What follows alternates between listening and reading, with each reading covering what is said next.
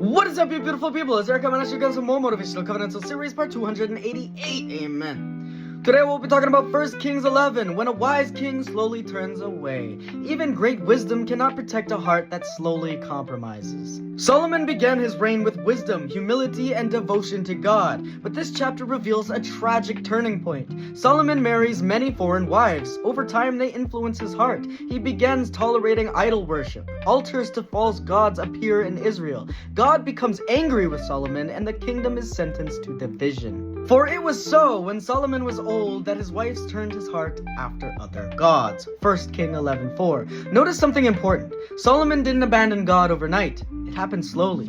Compromise rarely happens in a moment. It happens in small steps. But here is the truth. A brilliant mind cannot replace a guarded heart.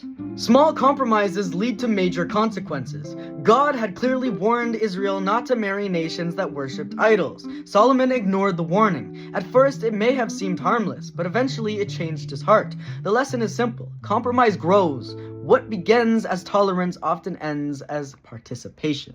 God holds leaders to higher accountability. Solomon knew the truth. God had personally appeared to him twice, yet he still drifted. Because you have done this, I will surely tear the kingdom from you. 1 Kings 11:11. Leadership brings responsibility. The greater the calling, the greater the accountability.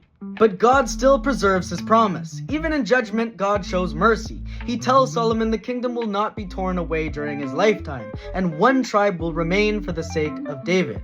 Why? Because God keeps his covenant. Even when people fail, God remains faithful to his promise.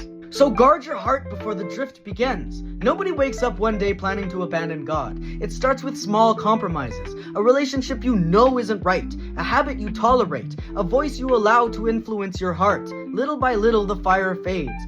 Guard your heart fiercely. Protect your devotion. Stay loyal to God, to the same God who called you. Because spiritual decline rarely explodes. It slowly drifts.